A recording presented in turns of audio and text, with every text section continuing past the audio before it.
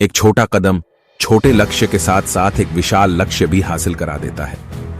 यह जरूरी नहीं कि गलती करके ही सीखा जाए, दूसरों की गलती से सीख लेते हुए भी सीखा जा सकता है। जब हौसले बुलंद हो तो वहां भी एक मिट्टी का ढेर लगता है। ये किसी और के नहीं बल्कि शिवाजी महाराज के ही ऊर्जावान शब्द थे, जो आज हमारे दिलों में बस गए हैं। छत्रपति शिवाजी महाराज, इतिहास के पन्नों पर सुनहरे अक्षरों से लिखा एक ऐसा नाम जो हर सच्चे हिंदुस्तानी के दिल में छपा हुआ है, जो नाम लेते ही एक देशभक्त के रोंगटे खड़े हो जाते हैं। आइए जानते हैं उनके महान जीवन की कुछ बातें, जिसे सुनकर आप कभी किसी चीज से, किसी भी परिस्थिति से हार नहीं मानोगे।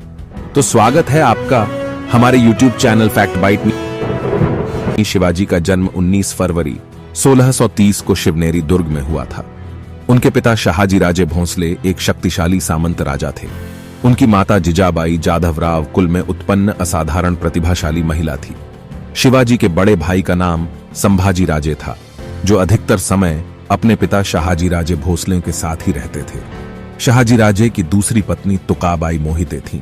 उनसे एक पुत्र हुआ जिसका नाम व्यंकोजी राजे था। शिवाजी महाराज के चरित्र पर माता पिता का बहुत प्रभाव पड़ा। उनका बचपन उनकी माता के मार्गदर्शन में बीता। उन्होंने राजनीति एवं युद्ध की शिक्षा ली थी। वे उस युग के वातावरण और घटनाओं को भली प्रकार समझने लगे थे। उनके हृदय में स्वाधीनता की लौ प्रज्वलित हो गई थी। उन्होंने कुछ स्वामीभक्त साथियों का संगठन किया। दुर्गों पर नियंत्रण रोहिदेश्वर का दुर्ग सबसे पहला दुर्ग था, जिस पर शिवाजी महाराज ने सबसे पहले अधिकार किया था। उसके बाद तोरना का दुर्ग, जो पुणे के दक्षिण पश्चिम में 30 किलोमीटर की दूरी पर था। शिवाजी ने सुल्तान आदिल शाह के पास अपना दूत भेजकर खबर भिजवाई कि वे पहले किलेदार की तुलना में बेहतर रकम देने को तैयार हैं और यह क्षेत्र उन्हें सौंप दिया जाए। उन्होंने आदिल शाह के दरबारियों को पहले ही रिश्वत देकर अपने पक्ष में कर लिया था और अपने दरबारियों की सलाह के मुताबिक आदिल शाह ने शिवाजी महाराज को उस दुर्ग का अधिपति बना दिया। उस दुर्ग में मिली संपत्ति से शिवाजी महाराज ने दुर्ग की सुरक्षात्मक कमियों की मरम्मत का काम करवाया। इससे कोई 10 किलोमीटर दूर राजगढ़ का दुर्ग था और शिवाजी महाराज ने इस दुर्ग पर भी अधिकार कर लिया। शिवाजी महाराज की इस साम्राज्य विस्तार की नीति की भनक जब आदिल शाह को मिली तो वह क्षुब्ध हुआ। उसने शाहजी राजे को अपने पुत्र को नियंत्रण में रखने को कहा। शिवाजी महाराज ने अपने पिता की परवाह किए बिना अपने पिता के क्षेत्र का प्रबंध अपने हाथों में ले लिया और नियमित लगान बंद कर दिया। राजगढ़ के बाद उन्होंने चाकन के दुर्ग पर अधिकार कर लिया और उसके बाद कोंडना के दुर्ग पर अधिकार किया। परेशान होकर सबसे काबिल मिर्जा राजा जय सिंह को भेजकर शिवाजी के 23 किलों पर कब्जा किया। उसने पुरंदर के किले को नष्ट कर दिया। शिवाजी को इस संधि की शर्तों को मानते हुए अपने पुत्र संभाजी को मिर्जा राजा जय सिंह को सौंपना पड़ा।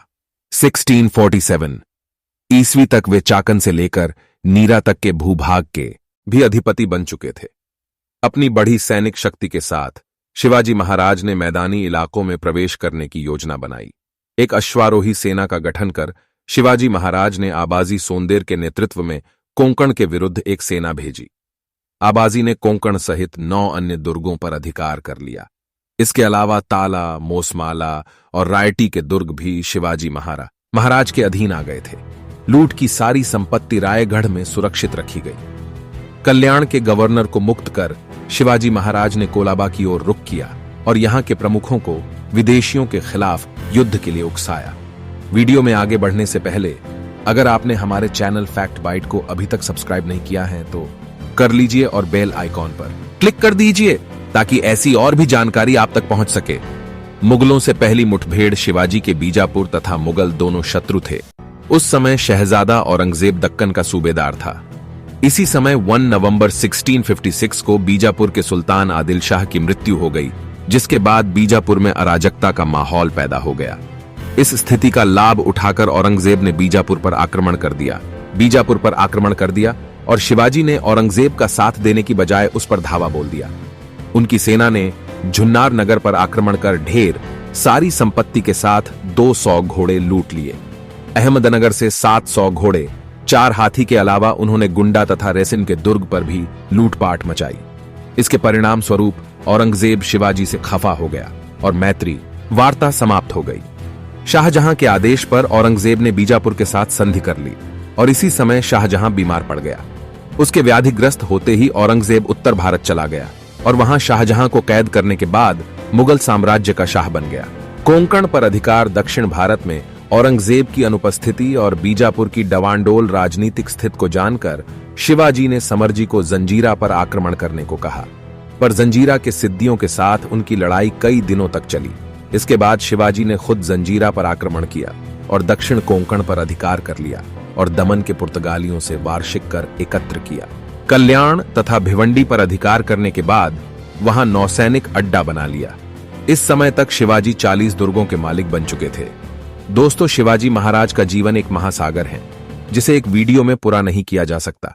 अगर आपका साथ रहा तो आगे की जानकारी हम पार्ट 2 में लेकर आएंगे। धन्यवाद।